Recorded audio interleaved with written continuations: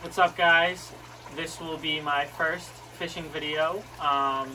Sorry for the wait. We've had some delays in editing and stuff like that, but this will be a beginner type video. I'm going to show you all the equipment that I use between hooks, rod, line, and what I bring in my bag and whatever. Behind us, what that noise is my little shiner setup. Me and my dad and brother decided to get a cooler, toss shiners in there so it's easy for us to grab bait, but that will be a separate video. But let's get it started. Alright, so the biggest part obviously is the rod. This is my newer rod. It is a Samurai rod and reel. I got this at Dick's about a year ago.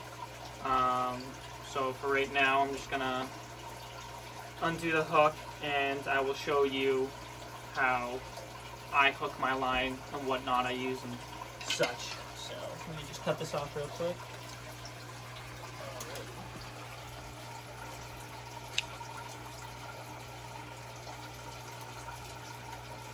To the side. So you want to grab a decent amount of slack for yourself, because you do not want to hook yourself.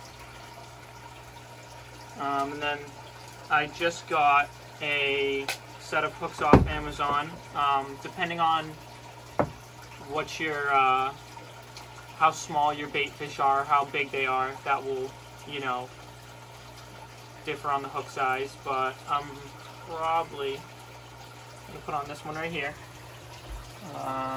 Not too big, but big enough to hook the shiner and not kill it, but also big enough to, you know, hook the fish and not have any issues with that.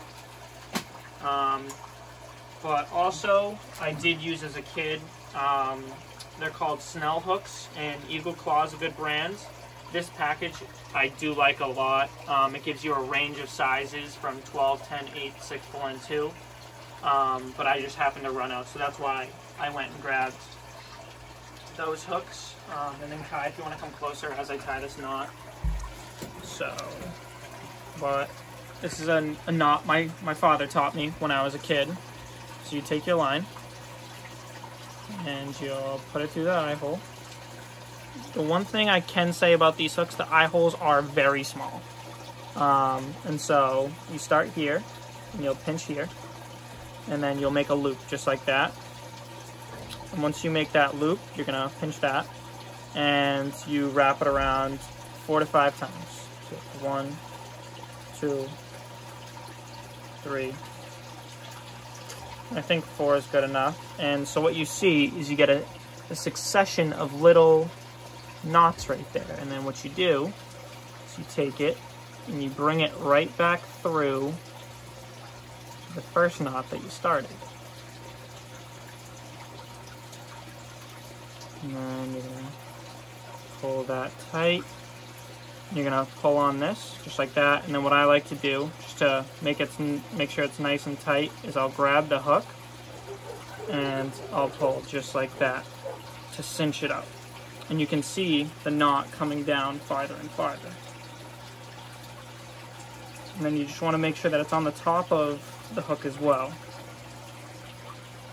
Once you give a couple pulls and you feel like that ain't going anywhere, you can then take your excess line and cut that off.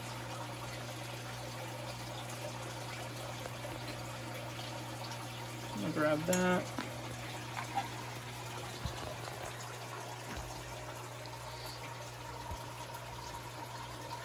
Cut my excess line off, and then I will be ready to go. So after that, I usually take it, hook it on one of the eyes, and then I'll be on my way. But for video's sake, I will show you what I bring inside my bag, and the line I use and stuff like that. So on my reel right now, I have Tri-Line 15-pound tests, and a reel like this will last you a very long time.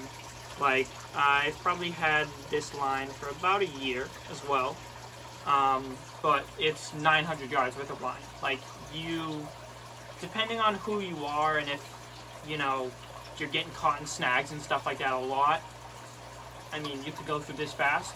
Or if you're just someone who likes to change your line in between every session, you will go through a reel really fast. But for me, I don't feel the need to change my line that often. So what I do is I just change in between every season. So there's that. And then I have a tackle box and a bag that I bring. But it's just a little tackle box that holds lures and other hooks and things of that nature. And then inside my bag, I will have another set, 2 tackle boxes. And the top one is more for what worm sets up. I have Gary Yamamoto worms in here. And then this is something my dad gave me too that helps out. And then I just have the worm hooks in there. And then these are just spinner baits and a couple frogs and some ploppers that, you know, I've been given over the years and things I try here and there. But I'm not a huge lure guy, but I mean, if I'm going to use anything, I tend to lean on artificial worms. But growing up as a kid, me and my dad and my brothers, and still even now, like I said, like we've always used shiners. Like it's just way easier, and especially if you're trying to teach younger kids and like get them kind of hooked into fishing. I feel like lures is a lot harder to teach a kid because you're jigging. You have to teach them that action, but also you have a higher success rate with the bait, obviously. But it just, to me, it's a little bit more funner and kind of guarantees you some catches for the day. So that's the end of the video. I hope you guys enjoyed it. If you have any questions about my shiner setup or have any questions about setting up your own shiner setup, feel free to message me or leave a comment. Make sure to like, subscribe, and you know, I enjoy the feedback, you know, and I appreciate the views and all you guys' support. So have a good day. Peace.